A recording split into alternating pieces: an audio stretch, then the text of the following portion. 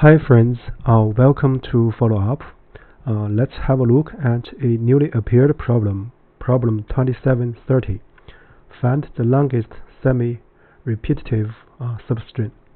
In this video, our purpose is to explain a solution based on two-pointer sliding window trick. So our plan for this video is the following. First, we are going to write a verbose solution. Then we are going to explain the two-pointer sliding window method. And the verbose solution is to establish the intuition. So now in this, let's have a look at the problem statement. So here we are given a zero-indexed string S that consists of digits from 0 to 9. So a string T is called a semi-repetitive if there is at most one consecutive pair of the same digits inside T. So here are some examples of semi-repetitive ones and some non-semi-repetitive ones. So if you look at this one, so here we have two zeros, and also here we have two twos, right? That's the reason that this one is not a valid one. So in other words, not a semi-repetitive one. So we want to find the length of the longest semi-repetitive substring inside S. So the last sentence or paragraph explains what's a substring. So it's a contiguous, non-empty subsequence of characters within a string. So here are three examples. In the first one, the length is 4. So one of them is 5223. So here the repetition is just the 2 and 2. It's right. So in the second one, so we have 5494. So the whole string is a semi-repetitive. And for the example 3 is very special. So here the length is 2. So if we extend the length to be 3, we will have two pairs of consecutive pair of same digits. For example, here 1 1, and the second we have another 1 1, right? So this example, the output is 2. So before we look at the coding, let's also look at constraints. First, so the length is in between 1 and 50. So 50 is actually a very small number. And secondly, so the characters are in between 0 if we regard it as in integers. Okay, so but this is the specific range. So here in the hint it said that because n is very small, n is the length, I guess, so we can just check every substring, and then if the substring is semi-repetitive, so we're going to maximize the answer with its length. So our plan here is to first give a solution format based on this hint. In other words, the verbose solution. So our purpose is to introduce the two-pointer sliding window method. So before further explanation, let's first look at the verbose solution. So this is the, so in other words, a brute force solution.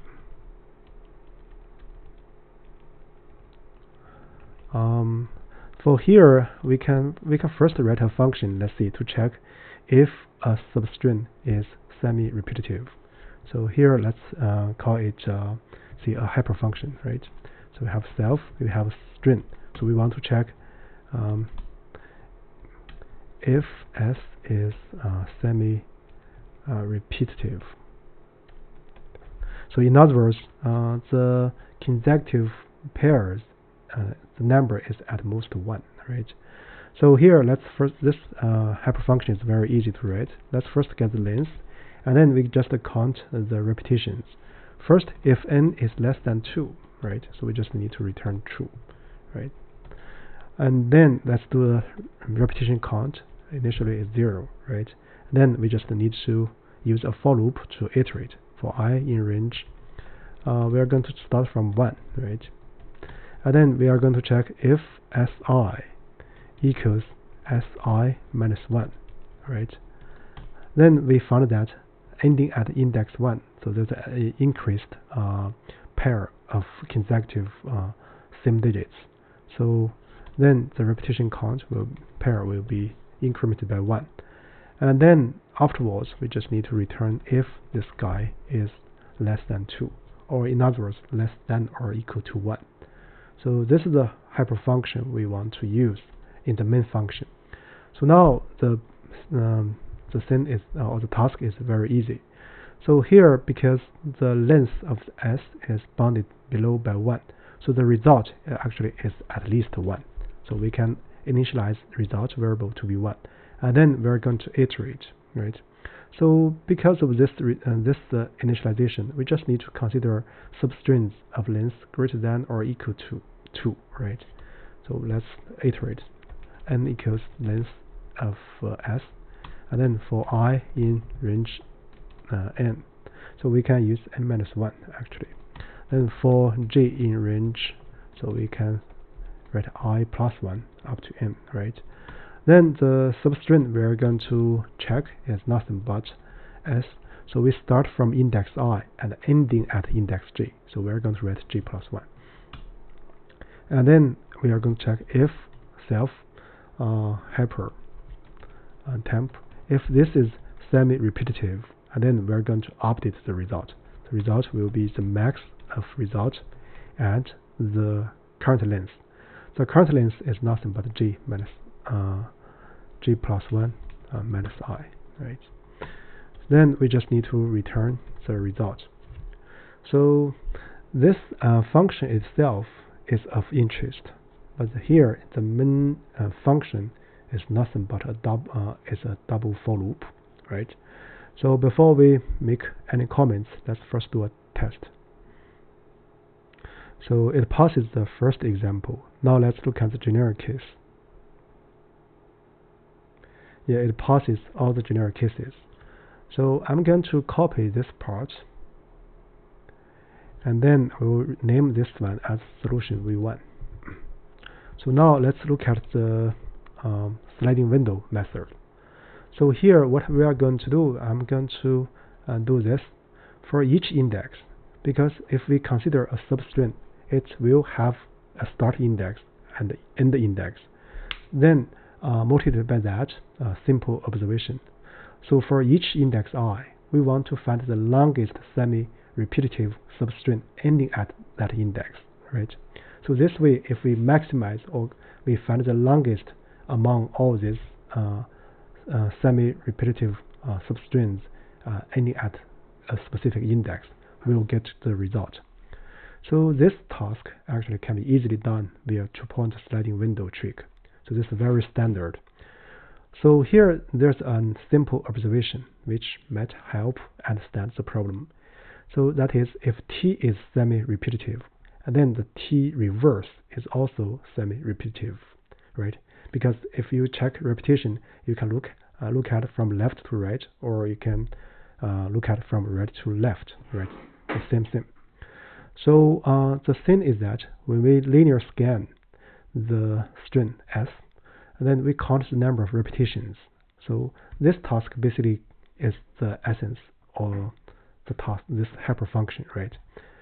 And then for each index I, we move a left pointer L towards the right, such that the S starting from L and ending at index I is the longest semi-repetitive substring, right?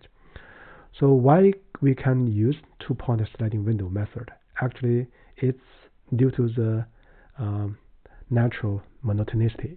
So if we let L, we denote L to be the leftmost pointer, such that S starting from L and ending at index I is semi-repetitive, right?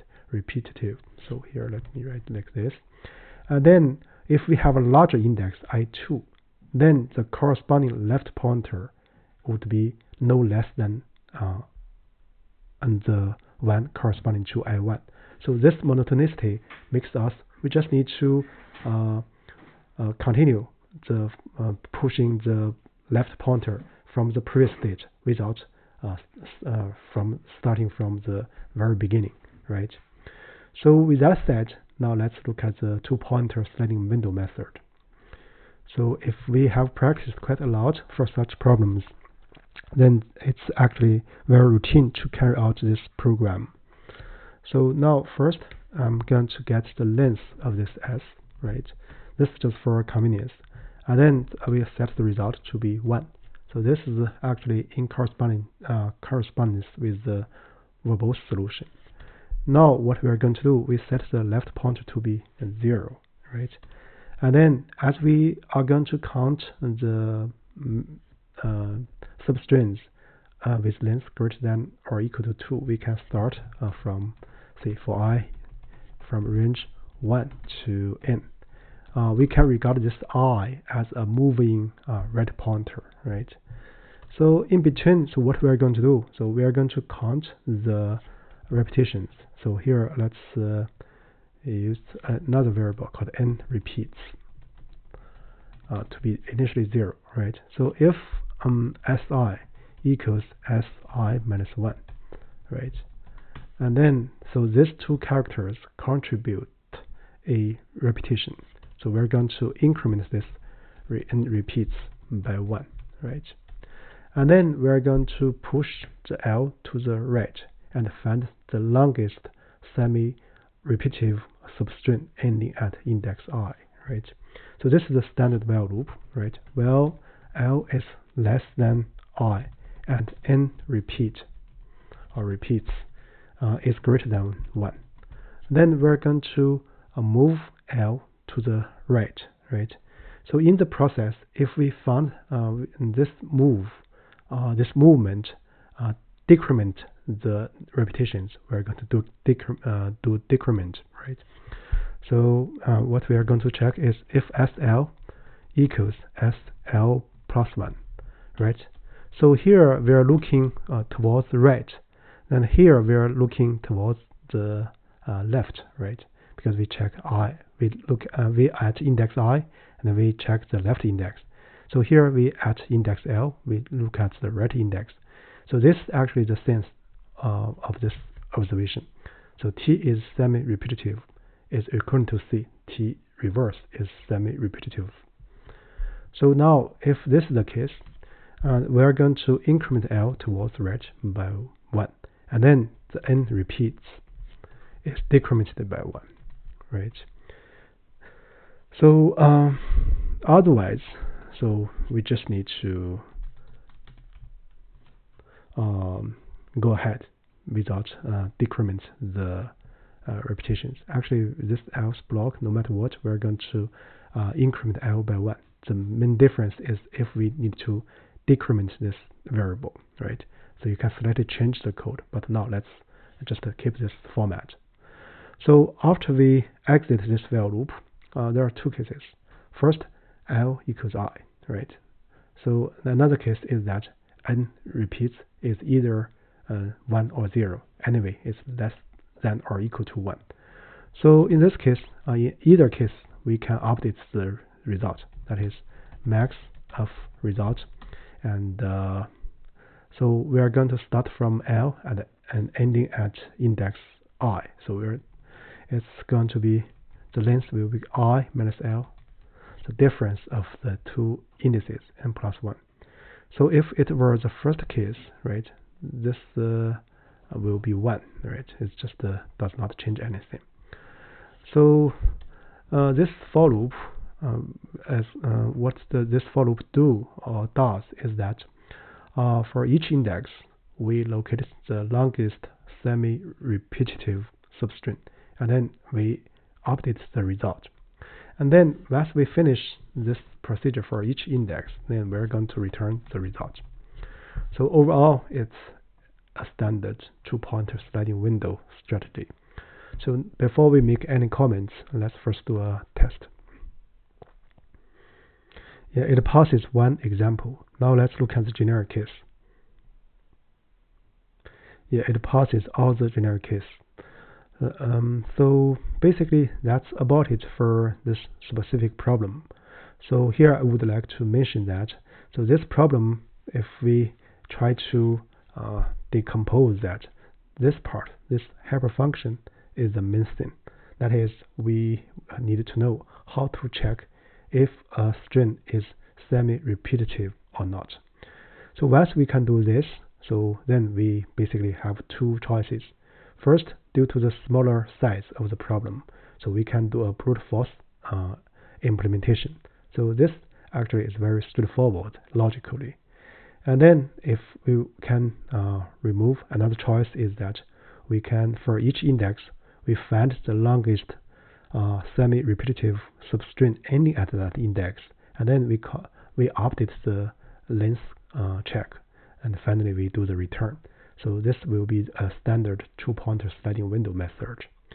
So with that said, basically that's it for this video. Thank you.